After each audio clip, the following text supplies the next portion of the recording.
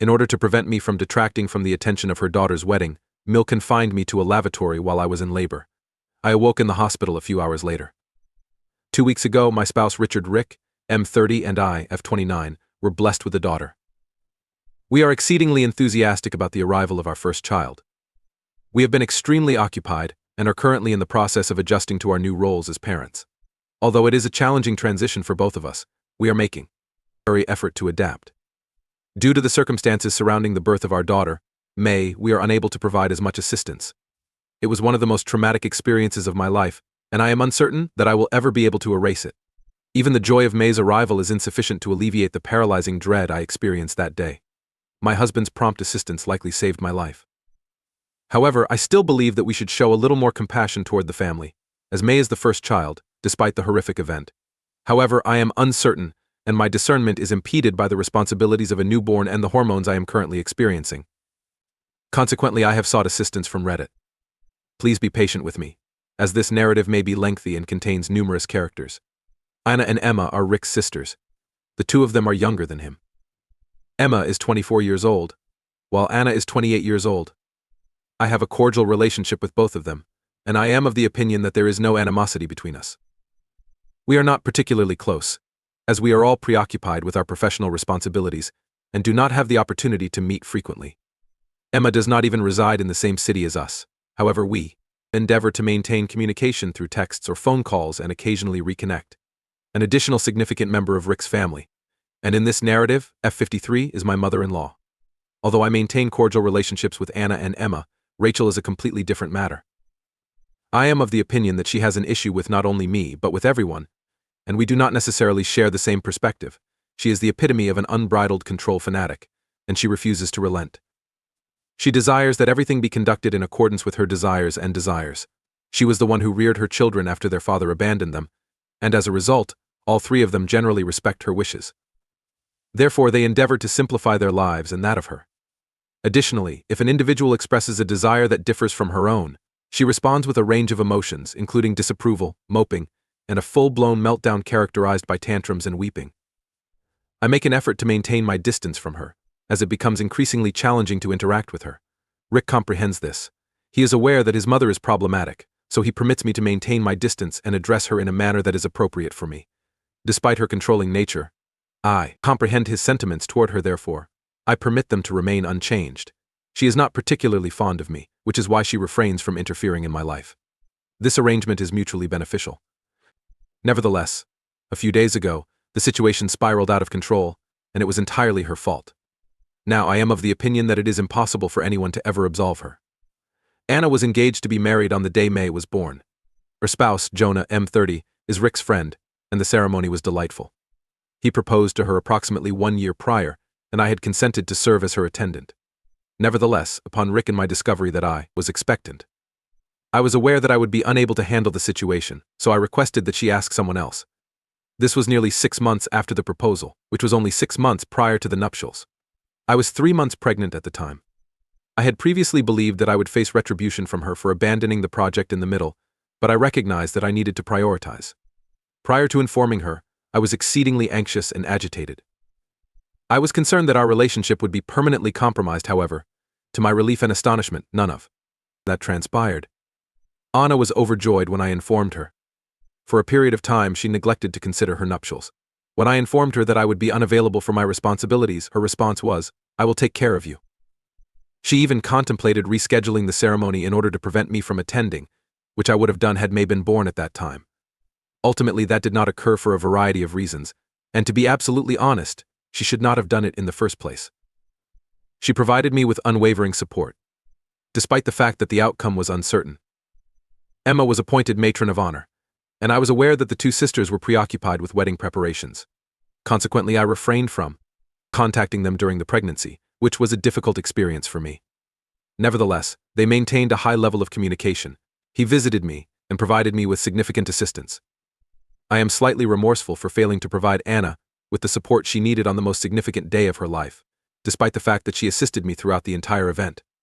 My mother-in-law was the sole individual who expressed a slight sense of irritation regarding the situation.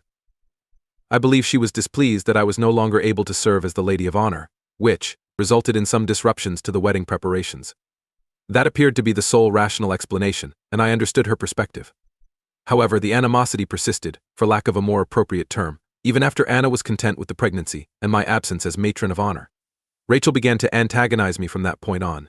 Despite the fact that the bride was not in the slightest bit angry, I was perplexed, but I reasoned that my hormones were causing me to be on edge, and she was on edge due to the wedding. I concluded that this was merely a result of the deceptive narratives I was constructing in my mind. I made an effort to disregard her, and the situation was generally satisfactory. During the ceremony, events spiraled out of control, both literally and metaphorically. Approximately 2 weeks ago, I was overwhelmed with pregnancy. My abdomen was colossal, my feet were swollen, and I was experiencing symptoms of fainting. However, I was still eager to attend the ceremony because Anna had requested my attendance. I had inquired with her in advance as to whether she would like me to attend, as I desired for it to be her special day.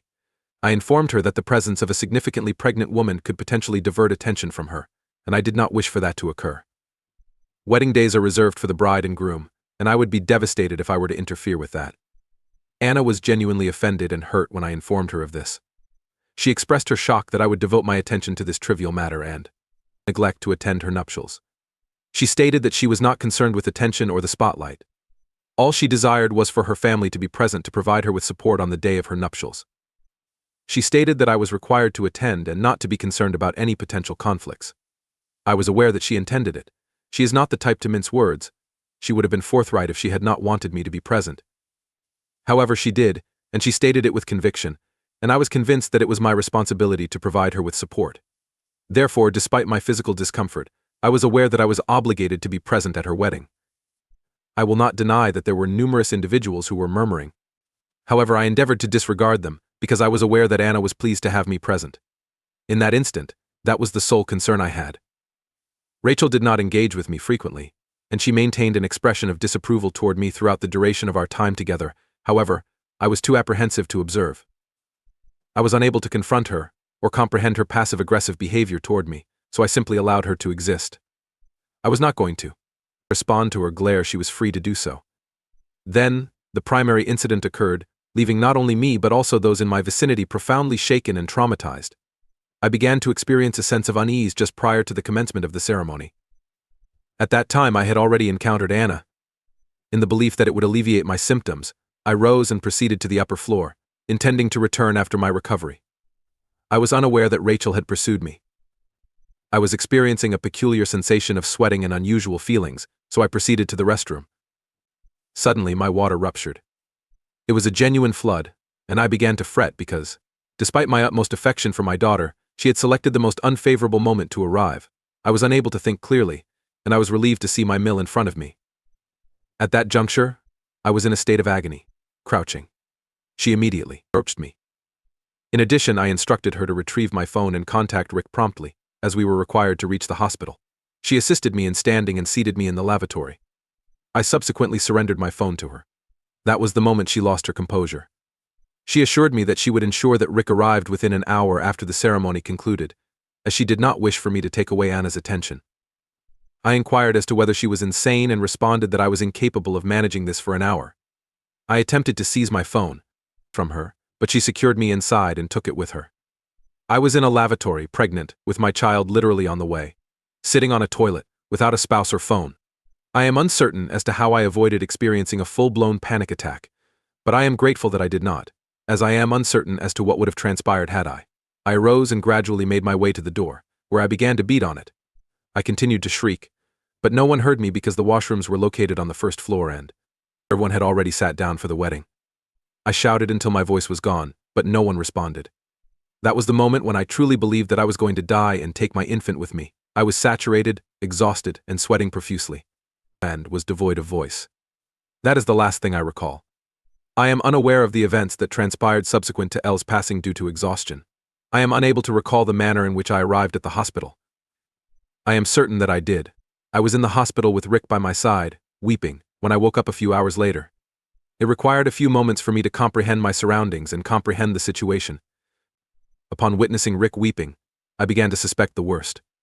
Locking me in the bathroom, everything came flooding back and I thought I had made it through my tears.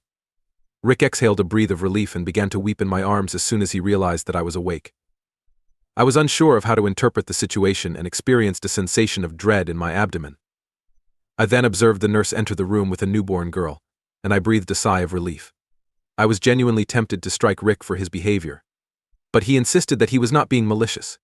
He was simply relieved that I was unharmed, as I was unconscious when he discovered me in the restroom. I cannot erase the memory of the first time I held my daughter, nor can I imagine that there is any greater emotion in existence. I am of the opinion that no experience will ever surpass the emotions I experienced during those moments. I am fortunate that Rick did not provide me with any additional information at that time, as I was unable to address the matter due to my lack of energy. I could hear a faint disturbance outside and inquired about the situation. He stated that Mill was outside and desired to enter to visit her granddaughter. In detail, I informed him of the events that had transpired. I informed him of the actions she had taken, which had resulted in the peril of our daughter without justification. Additionally, I informed him that I would never permit her to come in close proximity to my daughter. She appeared to be deceased to me. He declared that he was in possession of all knowledge. Upon observing me in that state, she was overcome with emotion and disclosed all of the details. I informed him that my forgiveness for her was not contingent upon her emotional breakdown. He chuckled and declared that his mother was deceased to him from this point forward. He also stated that he intended to file charges for life endangerment. He stated that he would pursue legal action to ensure that she was held accountable for her actions. I experienced a sense of relief when I heard him say that. I am aware that he has a deep affection for his mother. In fact, all three of them do. However, I was in no mood to forgive her after the stunt she performed, which could have cost my daughter and me our lives. Our marriage would have been terminated if Rick had chosen her over me. It would be impossible to recover from that. I had a nagging suspicion that he might favor his mother, as she had exerted herself to raise them, despite all the obstacles. I may not have anticipated his unwavering support for me, but I am not complaining in the slightest. If anything, it has only served to deepen my affection for him, if that is even conceivable. I inquired about the nuptials, and he responded that it was satisfactory. Emma and Anna were anticipating his telephone call in order to visit us. I inquired as to whether Anna was irate. He also chuckled, stating that I did not need to be concerned about Anna at all. She has been beaming with pride and pleasure, asserting that her entire family was present at the wedding and that Matt May's birth was the most precious gift she could have received. I was overcome with emotion when he informed me of this, and I advised him to contact them immediately. Anna, Emma, and Jonah arrived at the hospital with me in a matter of minutes. The most delightful aspect? Anna and Jonah were still dressed in their wedding attire, and Anna expressed her determination to capture a bridal photograph with her niece. I began to weep uncontrollably, and it was an incredibly touching moment. I apologized to Anna for disrupting her day after taking the photograph. She embraced me and expressed that I was misinterpreting the situation. I had brightened her day. I informed Anna of Mill's behavior since we disclosed the pregnancy, and she stated that the sole error I committed was failing to inform them sooner. It is feasible that they could have terminated her antics. I expressed my desire to avoid causing any trouble, and Emma responded by stating that any amount of trouble was acceptable as long as I was secure. Just writing this brings tears to my eyes, as it was at that moment that I realized they cherished me as if I were a member of their family. To them, I was not merely Rick's wife, I was a member of their family. Among the most exceptional individuals I have encountered is Anna. It is no surprise that she is where she is today. She is so content and secure. I am truly perplexed by the extent to which Rachel is distinct from her children. It is as though they observed her and concluded that this was not the path they desired to follow. It is peculiar, but I am indifferent. It was breathtaking. It appears that Mill was still outside, and Anna had informed her on her way and that she would ensure that Rick and I filed charges. Mill expressed a desire to meet May, but I refrained from allowing her to be in close proximity to me. Anna stated that it was imperative that we safeguard ourselves from her. Anna expressed her regret to me, as she believed that she had not sufficiently clarified her position regarding my pregnancy or addressed her mother's overprotective tendencies. She stated that the incident may have been prevented if she had. I informed her that she had instilled a sense of security in me and that she was not to blame. Rick was conversing with Mill outside at all times. Rick informed me of the conversation he and Mill had had when I was discharged and returned home with May 2 or 3 days later. He stated that he had informed her that he would be filing charges and that she could consume Saint because nothing would alter that. Additionally, he informed her that she was not permitted to participate in May's life. She was not her grandmother in any capacity. She elected to jeopardize the lives of my unborn child and myself due to a presumed slight that did not even affect her. Additionally, he stated that the sum of money he had been providing to Mill, who was subsisting on Rick and Emma's funds, would be significantly diminished. She burst into tears at that point, claiming that she had dedicated her entire existence to the children and did not deserve this. Rick informed her that he was aware of and grateful for the contributions she had made to their lives, but this did not imply that she had any control over them. He stated that she was in the wrong, and that he had been neglecting or making excuses for her actions for years. However, this is no longer the case. May required confirmation that she had breached a significant threshold and was not a secure presence, particularly in light of Anna's absence of any issues. Rachel stated that she comprehended that Anna had not intended for me to be present to take the limelight as a mother. However, Anna overheard and launched an attack on her. Therefore, we are continuing with the matter. Certainly. However, Rick will manage it, as I am unable to be involved in this drama due to my responsibility to care for a newborn. Rick declared that he would resolve the matter. There is no longer any desire among her siblings to engage in conversation with her. Anna is no longer in communication with her. Emma only communicates with her when it is necessary, and Rick and I are evidently not in contact. I am uncertain as to whether Mill anticipated this outcome, and it is possible that she was genuinely motivated to safeguard Anna, despite the perverted nature of her act. I am not advocating for her in the slightest. Nevertheless, I continue to harbor pity for her due to the catastrophically negative outcome. A part of me is now contemplating whether they should discuss the matter with her, as it feels unjust and unjustifiable to me. I have no idea it is possible that I am not thinking clearly. I am aware that Rick will become extremely agitated if I bring this up. He is incensed with her and is unable to gaze upon her at this time. I had not foreseen this, but here we are. Update 1. Reconciliation is permanently prohibited. I am aware that I have not updated in a considerable amount of time, however. I have been preoccupied with the responsibility of maintaining the well-being of both myself and my child as a new mother. The positive news is that May will be 8 weeks old in a few days, and we are all extremely enthusiastic. Rick and I have received significant assistance from Anna and Jonah, who have been genuinely kind. Emma is required to return to work, but she receives inquiries on a nearly daily basis. Everyone's irises are literally illuminated by May. They are fond of her, and the group conversation is replete with her photographs. Mill has not been contacted. I persuaded Rick to refrain from filing charges as we are already overburdened and it would be futile. Rick was initially hesitant, but he ultimately consented due to the fact that neither of us had the energy to pursue any other activities. Mill expressed gratitude when we informed her last week. I use the term appeared because the woman in question is legitimately unstable, and she demonstrated her true nature to all last week. Rick and I were awakened by a loud pounding on the door at approximately 1 a.m. last week. I believed it to be a burglary, and I fled and concealed myself with May while Rick attempted to unlock the door. I could hear commotion, but I refrained from exiting the building for fear of arousing May. Mill was the individual in question, and Rick stated that she was acting in a manner that was inconsistent with her sanity. She persisted in her demands to see May, and we were unable to prevent her from doing so. Rick stated that she was attempting to force her way in, and he had to threaten her with the authorities before she backed off. We promptly notified Anna and Emma, as it was imperative that everyone be informed of her condition. We were apprehensive, however, it was ultimately fruitless. She sent us a distressing text the following day. She initially claimed that we were being unkind and repulsive to her by denying her access to May, and that we were penalizing her for the sole offense of being a mother. Additional melodramatic nonsense was included. She stated that she was responsible for the upbringing of 3 children and was always compelled to prioritize the needs of one over the other. She believed that this was the case on May's birthday. She did not wish for May to interfere with Anna's day. She conveniently overlooked the fact that May was an embryo, and Anna had declared on numerous occasions that she had no objection to the simultaneous occurrence of the wedding and the pregnancy. I still comprehended this section. The subsequent statement she made was the one that most disturbed me. She expressed concern that her children would perceive her as less significant with May in their lives. She anticipated Anna's anger, as it is the typical reaction of a woman. However, she was not pleased with the fact that we were all enthusiastic about the wedding and the pregnancy. In essence, she was expressing her dissatisfaction with the fact that we were all content with one another, for one another, and with each other. She desired for us to be competitive and envious. She expressed her desire for Anna to be displeased with us when she realized that the due date was approaching the nuptials. And perhaps by that time, May would not be the focal point of everyone's attention. However, this did not transpire, and the sole topic of conversation was May. She expressed that she felt betrayed that an infant who had not yet been born had assumed the role of the unifying force among the siblings. When I requested that Rick block her, she continued to type and send additional items. I informed him that she was dangerous for May and all of us and that she was deranged. Since viewing those messages, I have been plagued by an incessant pain.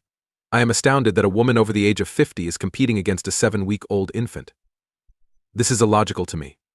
Additionally, it is unnecessary, as I have concluded my relationship with her. I have exhausted my capacity to justify her conduct and attempt to comprehend her motivations. I am indifferent to her fate. Anna and Emma were also disturbed by the messages we forwarded to them. They suspect that she may be experiencing a psychotic episode, and Emma has indicated that she will travel to a facility to have Mill examined. I believe it is a sound concept, however. I am refraining from participating. I am no longer interested in engaging with her, as her conduct is irrational. Update 2: a restraining order has been issued against Mill. She refrained from attempting any further activities, however. We are exercising caution. Emma underwent examinations and consults with both a psychologist and psychiatrist. Mill is in good health, although she was diagnosed with generalized anxiety disorder. That was the extent of her medical history. The physicians advised Emma to pursue therapy, as they determined that there was no underlying medical cause for her conduct. Emma has since discontinued communication. She stated that she would be willing to assist if there was an issue. However, Mill's hatred is indicative of her character, and she is unable to continue to tolerate her. I completely comprehend this and concur with the perspective. In a few months, she may have received my sympathy and support if she had a psychiatric condition. However, we now know that this is her true nature. There is no way to reconcile with that. This is the reason we obtained a restraining order. The safety of May is of the utmost significance to Rick and me, and Mill has demonstrated on 2 separate occasions that she is not safe. Furthermore, she harbors animosity toward May in particular, necessitating an even greater degree of caution in preventing mutual contact. I believe this will be my final update, and I sincerely hope that I will never have any further information to share regarding this entire episode. This has been a traumatic experience for the family, and I am merely grateful that we are all alive.